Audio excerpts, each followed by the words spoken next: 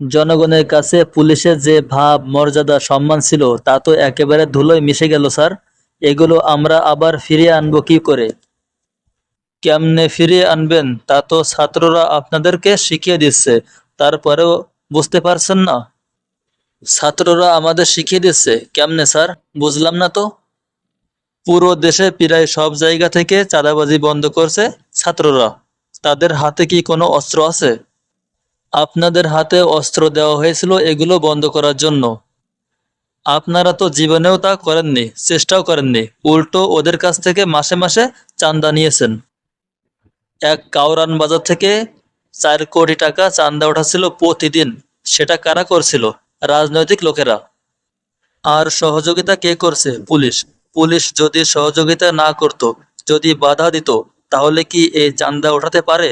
সারা দেশে বিভিন্ন জায়গা থেকে বিভিন্ন ধরনের পণ্য ঢাকা আসতে এরকম বিভিন্ন জায়গা থেকে চাঁদাও তুলছিল, যার প্রভাব কিন্তু পড়ছিল সাধারণ মানুষের উপর। যারা ব্যবসায়িক তারা তো নিজের পকেট থেকে চাঁদা দেয় না, পুরো দায়ভার ছিল জনগণের উপর। 20 টাকার আলু কেশবপুর থেকে ঢাকায় আসলে হয়ে যায় 80 টাকা কেজি। ঠিক এইভাবে জনগণের পকেট কাটছেন আপনারা। সরাসরি হয়তো আপনারা কাটেননি, কিন্তু আপনারা সহযোগিতা করছেন। জনগণ আপনাদের ভালোবাসবে কেমনে? আপনাদের সম্মান মানুষের কাছে থাকবে কেমনে? যেসব গাড়ির কাগজপাতি নাই, সেসব গাড়ির কাছ থেকে টাকা খেয়ে তাদের রাস্তায় চলতে সাহায্য করছেন। ফলে কি হয়েছে? সারা দেশে বিভিন্ন জায়গায় নানান ধরনের অ্যাক্সিডেন্ট হয়েছে।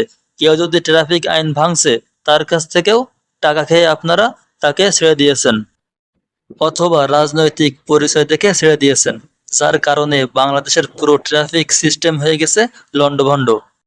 কোনো জায়গায় কোনো শৃঙ্খলা ছিল না। ছাত্ররা কি সুন্দর করে সেগুলো কন্ট্রোল করে ফেলেছে দেখছেন? আপনাদের মান সম্মান সবচেয়ে গেছে রাজনৈতিক লেজুরবৃত্তির জন্য। থানা পর্যায়ে এমনকি ইউনিয়ন পর্যায়ে একজন নেতাকেও আপনারা তেল দিয়ে চলেছেন। আপনাদের এটা কি ধর্ম ছিল বলেন? আপনারা করেন সরকারি চাকরি, আপনারা জনগণের জন্য কাজ করবেন, তা না করে আপনারা রাজনৈতিক লোকজনের তেলবাজি করেছেন। উন্নত বিশ্বের দিকে তাকান, তাদের পুলিশেরা কিভাবে কাজ করে। জনগণ তাদের বন্ধু মনে করে। সব ধরনের রাজনৈতিক লেজুর বৃত্তি থেকে সরে আসেন, তারপর ঘুষ খাওয়া বন্ধ করে দেন। সবসময় জনগণের জন্য কাজ করুন, দেখবেন জনগণ আপনাদের মাথায় করে রাখবে। এই বাংলাদেশের মানুষ অকৃতজ্ঞ না। ঠিকই বলছেন স্যার, ঠিকই বলছেন। আমরা নিজেরাই নিজেদের পায়ে কুড়াল মেরেছি। এখন আমরা চেষ্টা করব আপনি যেভাবে বলছেন সেইভাবে চলার।